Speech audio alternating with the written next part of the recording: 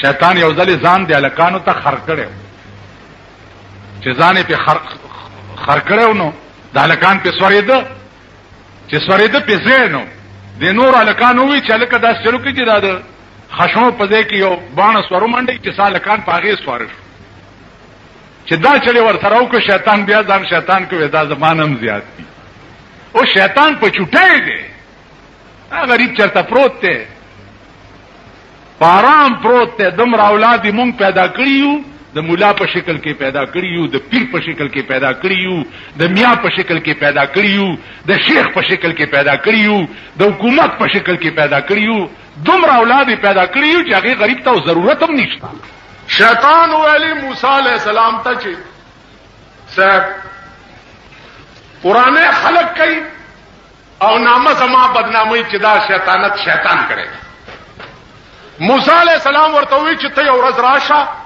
ټول ورځ به ما سره تیرې بار بنوځي ګورو چې څوک جګړه کوي کنه ولډر شیطان د سار نه راغی مازیګر شو صد فساد اطلاع رانل لکه دوی خبرونو کې وایي چې آج کراچی میں خیریت تھی اور کوئی ناخوشگوار واقعے کی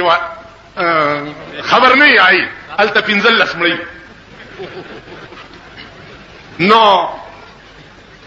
مازیګر چې شو شیطان خیالو کو چې بیڑا کر کے دا خود سران نه او دا خرشتیا څه کر کے ورازی کنه چې دا سي بار چکر وو بار راوته دا سي د لاوري صاحب په مټي تیر چې تیر شونو موسی علیہ السلام مخکې او شیطان ورپسې ورمانه بنه جدا کېږي چې چرته څوک ورانه ونکړي هغه د الوا کو ته ګنده کو داسې په دیواله را چرایخ کا دې ته مخکې تیر شو پاګه الوا مچان کېناست مچان له چرمخکای رااله چرمخکای چراله دلته یو گاګ راغله او هغه سره صاحب یو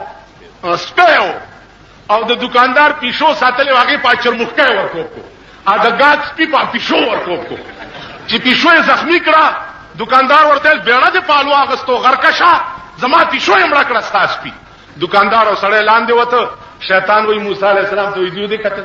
زتا سره ولاړې مودي په جنگ شو نامه زما بدنام موسی علیہ السلام حیران شو چې یا الله دا ولې فورا جبرئیل راغی وې دې شیطان ته وایي چې د دې فساد بنیاد چای خیر خبيثه کتا ګوته د الوا په دیوال نه راخلې نو داګه کو دکاندار مو ولې جنگې